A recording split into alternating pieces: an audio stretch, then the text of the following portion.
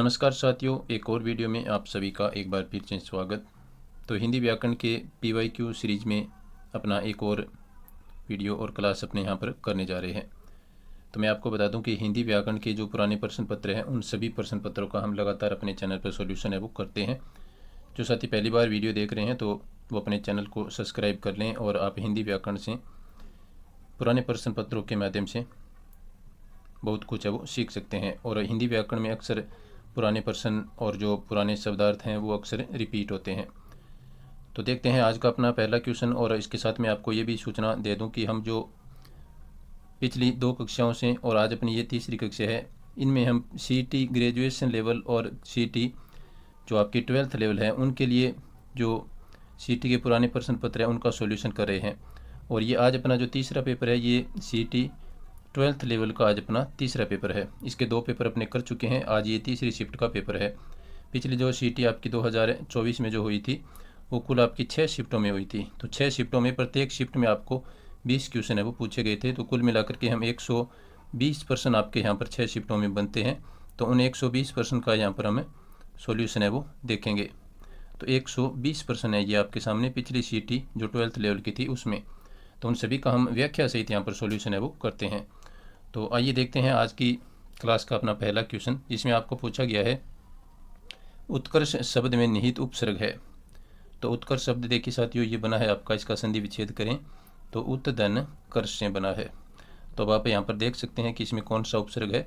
तो इसमें आपका उत उपसर्ग है जो कि 1 नंबर ऑप्शन यानी ए ऑप्शन में यहाँ पर दिया गया है। तो यही आपका राइट आंसर है वो हो जाएगा। नेक्स्ट क्वेश्चन देखिए, सूची फर्स्ट को सूची सेकंड से यहाँ पर आपको मिलान करना है। एक तरफ आपको क्या दिया है, शब्द दिया गया है और एक तरफ है उसका पर्यायवाची दिया गया है। तो जिस शब्द का जो पर्यायवाची है उसके साथ हम यहाँ पर मिलान करेंगे। तो देखिए साथियों यहाँ पर जो समुद्र है, समुद्र का पर्यायवाची होता है आपका यहाँ पर अर्णव। तो ए का 4, तो ए का 4 है वो इस विकल्प में भी है और इसमें भी है। तो देखते हैं इनमें से कौन सा है वो बचता है। ये दोनों विकल्प आपके जो विकल्प हैं ये अपने हट जाएंगे। इसके बाद में सर्प का जो पर्यायवाची होता है साथियों वो होता है पनग। तो बी का 3 इसमें है, इसमें नहीं है। तो ये भी ऑप्शन आपका यहाँ पर हट गया है। तो ये आपका राइट आंसर है वो हो जाएगा। बाकी देखिए ऐसुर का जो पर्यायवाची हो जाएगा साथियों वो हो जाएगा यतुदान। और सिंह का पर्यायवाची होता है शार्दुल। तो देखिए सी का 2 और डी का 1 नंबर विकल्प यहाँ पर आपका राइट आंसर है वो रहेगा। तो यहाँ पर ये जो आपको शब्द जो दिए गए हैं और इनके आपको पर्यायवाची पूछे गए हैं तो ये आगे आने वाले एग्जाम की दृष्टि से ये शब्द है वो महत्वपूर्ण हो जाते हैं। तो इनके आप पर्यायवाची है वो अच्छी तरह से याद रखें। नेक्स्ट क्वेश्चन देखिए, नेक्स्ट क्वेश्चन में आपको पूछा है साथियों यहाँ पर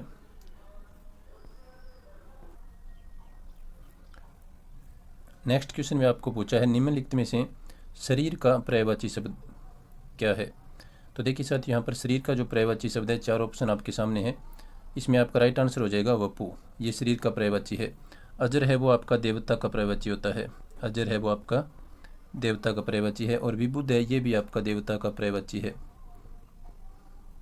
विबुध देवता का पर्यायवाची है। और ही है वो आपका हृदय का पर्यायवाची है। ये आपका हृदय का पर्यायवाची हो जाएगा। नेक्स्ट क्वेश्चन देखिए, इसमें आपको पूछा है जो प्रतिदिन नहाता हो इस वाक्यांश के लिए एक शब्द है। तो जो प्रतिदिन नहाता हो उसके लिए वाक्यांश के लिए जो एक शब्द है साथियों वो दिए गए ऑप्शन में से होगा आपका नित्य स्नाई। ए नंबर ऑप्शन आपका यहाँ पर राइट आंसर है वो हो जाएगा। नेक्स्ट क्वेश्चन देखिए, निम्नलिखित में से सरकारी पत्र के अंतर्गत नहीं आता। तो देखिए इसमें कौन सा है वो नहीं आता है। तो यहाँ पर लिखा है निमंत्रण पत्र, परिपत्र, ज्ञापन और अनुस्मारक। तो साथियों निमंत्रण पत्र है वो सरकारी पत्र के अंतर्गत नहीं आता। बाकी तीनों यहाँ पर जो आपके दिए गए हैं परिपत्र, अनुस्मारक और ज्ञापन, ये तीनों ही आपके सरकारी पत्र के प्रकार है।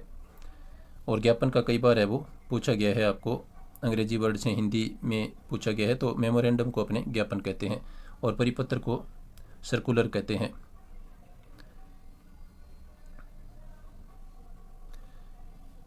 नेक्स्ट क्वेश्चन देखिए,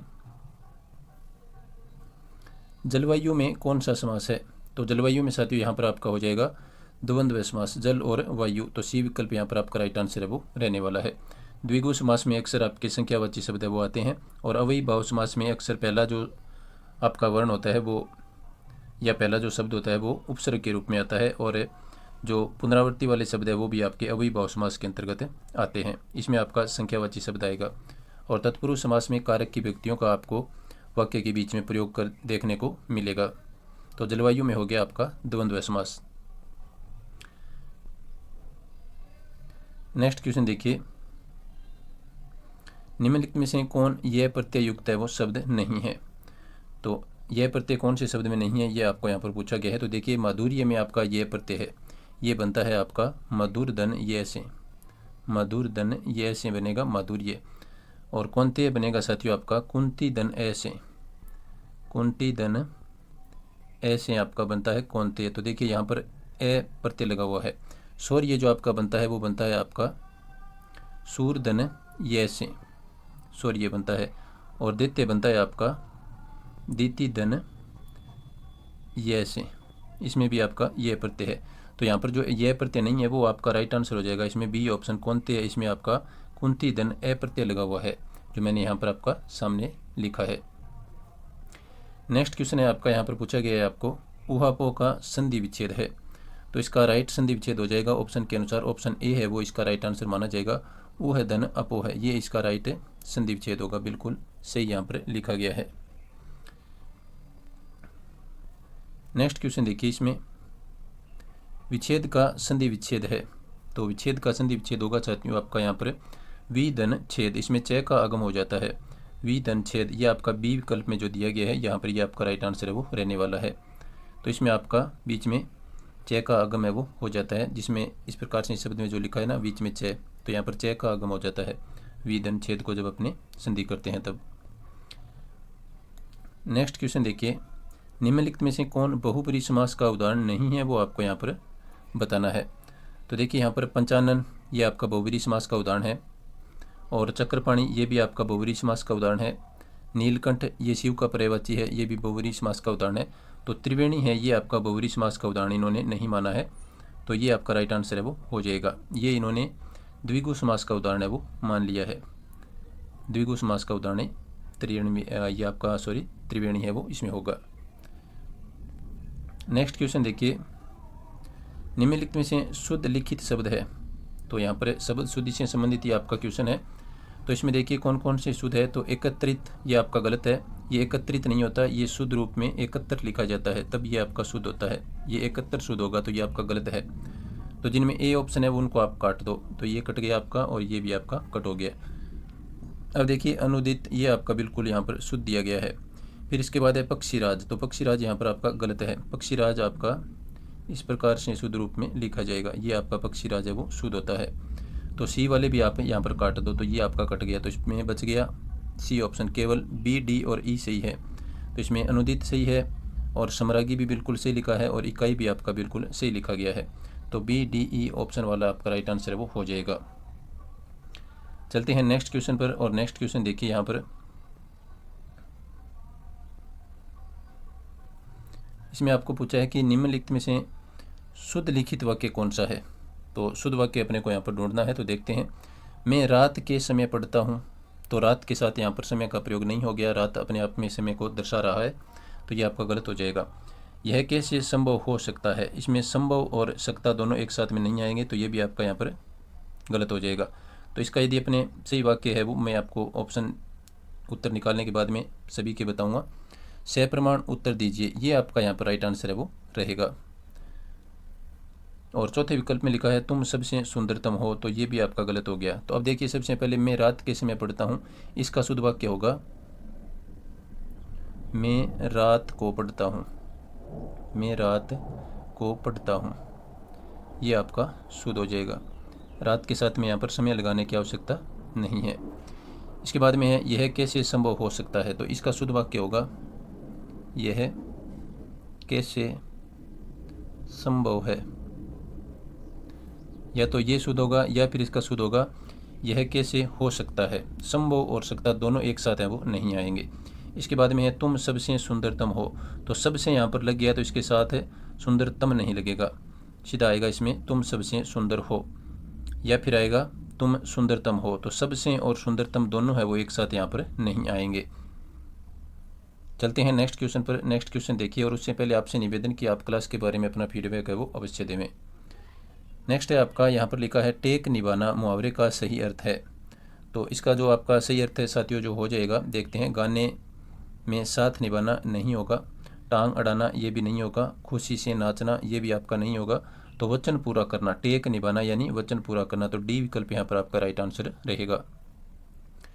नेक्स्ट क्वेश्चन देखिए, जब कर्ता स्वयं कोई काम न कर किसी दूसरे व्यक्ति को कार्य करने के लिए प्रेरित करता है तो वहाँ कौन सी क्रिया होगी?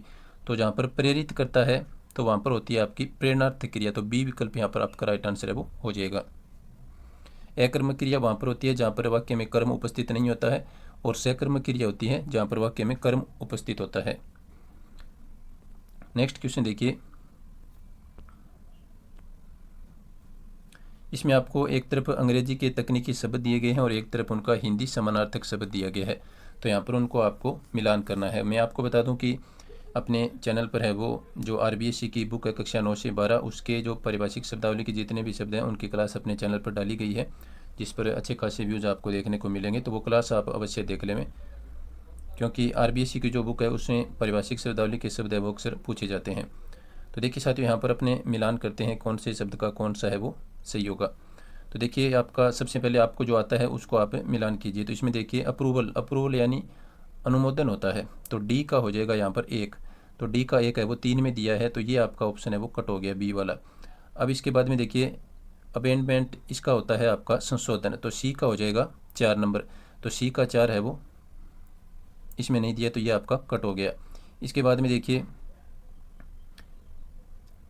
अब्रीज, ए का देखते हैं, तो ए का हो जाएगा, अब्रीज का हो जाएगा आपका संलग्न, तो इसमें ए का हो जाएगा यहाँ पर है ए का हो जाएगा संक्षेपण, अब्रीज का होता है संक्षेपण, छोटा करना, तो ए का 2, तो ए का 2 है वो इस विकल्प में आपके सामने यहाँ पर दिया गया है। और डी का हो जाएगा आपका यहाँ पर 1 नंबर,